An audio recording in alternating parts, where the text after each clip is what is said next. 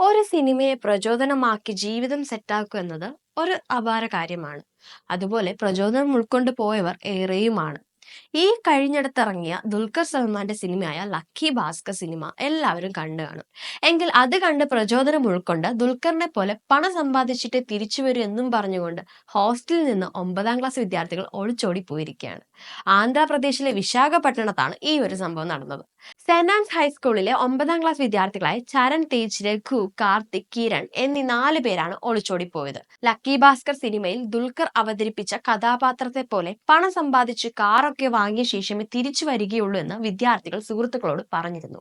Hostel gate ചാടിക്കടന്ന് രക്ഷപ്പെടുന്ന വിദ്യാർത്ഥികളുടെ CCTV ദൃശ്യവും പുറത്തു വന്നിട്ടുണ്ട്. ഇവർക്കായിട്ടുള്ള അന്വേഷണം ഊർജിതമാക്കിയിരിക്കുകയാണ് പോലീസുകാർ. ഇക്കഴിഞ്ഞ ഒക്ടോബർ 31-നാണ് ലക്കി ഭാസ്കർ തിയേറ്ററുകളിൽ എത്തിയത്. വെങ്കി അറ്റ്ലൂരിയാണ് ചിത്രത്തിന്റെ തിരക്കഥയും സംവിധാനവും നിർവഹിച്ചത്.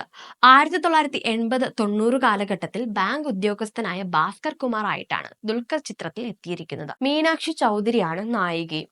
തിയേറ്ററിൽ തരംഗമായ ചിത്രം നെറ്റ്ഫ്ലിക്സിൽ എത്തിയപ്പോഴും മികച്ച പ്രതികരണമായിരുന്നു ലഭിച്ചത്. ഈ ഒരു സംഭവം സോഷ്യൽ മീഡിയയിലും ഇതിനോടകം വൈറലായിക്കൊണ്ടിരിക്കുകയാണ്.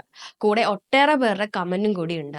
അതിലൊരു കമന്റ് ഇങ്ങനെയായിരുന്നു: ഇനിയിപ്പോ ഇതും ദുൽഖർ സൽമാന്റെ തലയിലാകുമോ എന്ന്. ഇങ്ങനെ പറയാൻ കാരണം അല്ലു അർജുന്റെ സിനിമയായ പുഷ്പ 2 ഇറങ്ങിയപ്പോൾ ഒരു യുവതി തിക്കിലും തിരക്കിലും പെട്ട് മരിച്ചിരുന്നു. ആ പേരിപ്പോൾ അല്ലു അർജുന്റെ തലയിലുമാണ്. അതുപോലെ ആകുമോ ഈ ഒരു സംഭവം എന്ന സംശയങ്ങളും ഉയരുന്നുണ്ട്.